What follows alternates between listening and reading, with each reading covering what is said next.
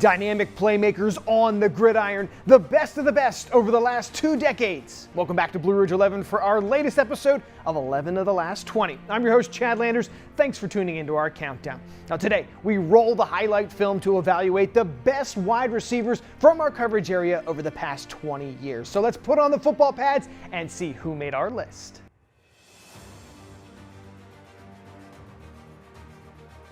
If we're talking about wide receiver play, they need to be a playmaker. You need to be a playmaker, and I think you need to make plays. Looking, he's got Zom inside the 10, touchdown. No matter if the ball is a great pass or if it's not a great pass, playmakers make plays. Obviously, speed is a contributing factor, but along with speed is a great route runner, great hands, guy who can catch the ball. No bag. Oh, what a catch!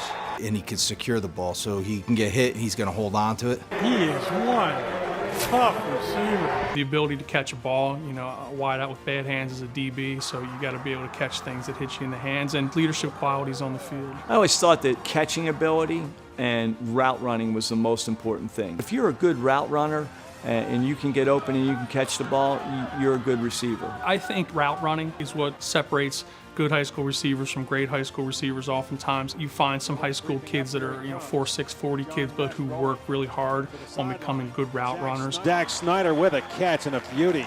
And that they separate themselves from other receivers. I think we also look for what can he do out in the open field. What can he do once he has the ball? On a race to the end zone. Who are the guys that will make plays when the ball's in their hands? Touchdown Spartans. Who's going to make something happen as opposed to wait for something to happen? I think the thing that comes to me is just you got to be able to make plays. Number 11, Cocalico's Ronald Zom, Eagles' all-time leader in receiving yards and receiving touchdowns. Ronald Zom, I guess we're going to put him at receiver. He was kind of a slot-back kid. Cocalico could line him up anywhere because of his athleticism. The thing I tell you about Ronald is very, very athletic in terms of eye-hand coordination, change of direction. And Ronald was very good at changing direction. Yeah, he's graduating, right? Yeah. I'm tired of seeing him too. Ronald Zom, he was kind of a jack of all trades. There's Zom looking to turn the corner, race for the pylon, and he's in. He played slot, running back. He was a receiver. You had to know where he was. At all times, you had to know where he was on the field because his speed was one to be reckoned with. Zombie. This guy's just fun to watch. He's multi-dimensional, whether it's a run, pass, special teams. You get the ball in his hands, you got a chance for a big play. I mean, the number of all-purpose yards that Ronald had for us between kick returns and punt returns. Oh, here's Zom up the middle again. Rushing and receiving, it was, the numbers were staggering. Ronald Zom is going to go for the touchdown. I loved how no matter where Cocalico got him the ball, he made plays. Whether he was taking a pitch 5 yards downfield from Palm. Toss back to Zom, and he is going to coast in. Boom, gone. Whenever the ball was in the air and he was close to it, there was a good chance he was going to come down with it. And Ronald didn't just like to come down with the ball. He liked to make things happen after the ball was in his hands. Got Zom inside the 10, touchdown. Just had an excellent career for us, and we were very fortunate to have him. Number 10, Warwick Zack Snyder, second all-time in receiving yards. Zebo, yeah, I do remember covering Zack Snyder. Talented kid, packed a punch. And Zach was the first guy that allowed us to become a deep ball threat kind of a football team. And this is a long time ago, but his patterns, we keep saying about patterns, he worked tirelessly to just become an outstanding route runner. A great route runner, steady, consistent. I almost think he was that go-to guy before the term go-to was kind of in existence, because when Warwick needed that big pass play, Snyder's number was called, and Zach came through every time. Whenever you needed to move the chains, that was during the era when John Resch was the quarterback. And I know John had to be looking for Zach. Resch on the run, fires downfield, and it is caught. Snyder on the reception. Because he's just so reliable. Great hands, you throw him the ball, you're going to move the chains and extend the drive. We tell our quarterbacks you find the open guy, but third down, we knew where John was looking first. If there was any way to try to get Zebo the ball, he was gonna make that throw. Zack Snyder with a catch and a beauty. John trusted himself as the quarterback and trusted Zebo to go up and get it, do whatever he needed to do. I love that Zach has come back. He's back at Warwick as the coach. He's the receiver coach for the Warriors right now. We all know what they've done the last couple of years. So he coached Forney, he coached Adams, he's coaching Schmitz, he coached Trey Glass. So shows you how much that Locker and that whole crew there at Warwick really loved his abilities, that they let him come back and coach these guys now. So I love that Zebo is kind of passing along his love of the game and how to play the game the right way to this group of receivers right now at Warwick. You look at what he did, he wound up walking on to Kutztown and being a 3-year letterman as a wide, as a slot receiver at Kutztown, and just a really hard-working young man back then. And it's a real pleasure that now he's our wide-out coach and sharing his knowledge.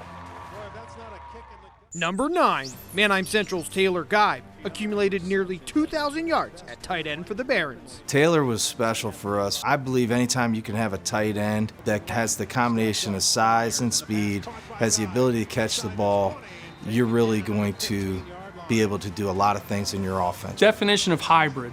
There's a kid who could play tight end and bang you as a blocker. They would split him out. Great hands. A good route runner, very physical route runner. He was a tough matchup. When they would split him out without personnel changing, all of a sudden you got him on an outside linebacker or a safety coming, and he was just really good at what he did. I remember too much about Taylor Geib. I remember our game and our games that we played in 12 and 13. Taylor was just a high school version of Gronkowski. That's Geib and fighting his way, and he got into the end zone. He was just big and strong and fast, too. A rugged kid, obviously a tight end, could lower the shoulder, make catches over the middle. I remember Geib just kind of dragging guys. I remember he would take like a little wide dump, 5-yard pass over the middle, lower his shoulder, and drag a linebacker like 10 yards down the field. Taylor was tremendous for us because he had that ability to block inside in the box and be a dominant blocker, but then his ability catching the ball, and we'd split him out as a receiver as well, was second to none. I mean, he was a big-bodied kid that can catch anything. Looking downfield for Geib, he's got it. Take the pounding and get hit and then get more yards. Taylor was dependable. He had great hands, and he always was used at that right time when nobody expected it. Either that tight end drag across the middle or that seam route down the middle. He rose to the occasion when his number was called. The pass is good for the touchdown. And you could count on him to make the catch. Number 8, Garden Spot's Mac Folk, Spartans' all-time leader in receiving yards. Yeah, Mackey, great speed, unbelievable speed, and I'll always remember him for that. Covered him in track too. He was a sprinter, one of the best sprinters in the LL. Mac was a speed guy. I didn't necessarily worry so much about where he was in the flat. It was just flat-out speed with him getting downfield. He could just fly, and then with their play action schemes and getting him downfield, you had to make sure he was accounted for. Man, he hurt us. When we played him, they had a lot of bubble packaging, and I remember getting torched early by him on one of those. One that stands out was a game against Warwick, where we no sooner were going through the starting lineups and they hit a pass. Roth going long for Folk, and he's got it. And the next thing you know, he kicks it into overdrive, and there it is, another touchdown right off the bat. And Mac Folk just took off. Mac Folk is going to go the distance, touchdown. He had so many long touchdown catches, 50 and 60 and 70 and 80-yard touchdown catches. Mac Folk on a race to the end zone, touchdown Spartan. Just on his speed alone, he might be the fastest kid on this list that we're talking about. He might be the quickest kid. I just remember Mac as being someone that was fast. He could just go, and he could go in a hurry, and just trying to keep Mac in front of us, we didn't do a very good job. And I'm sure when we watch the highlights, there'll be a lot of Cocalico plays in there where he gets behind our secondary. He played hard. He played fast. This is a kid that was 100 miles an hour all the time. And again, not a bigger kid, but his number was called sometimes to go across the middle, and no hesitation. Tough as nails. There's kind of a recurring theme. A lot of these guys, it was the yards after the catch. It's what they did after they made the catches, and Folk was another one that turned small plays into big ones. The countdown's only getting started. After the break, we look back at wide receivers number 7 through number 4. All that's coming up next on 11 of the last 20.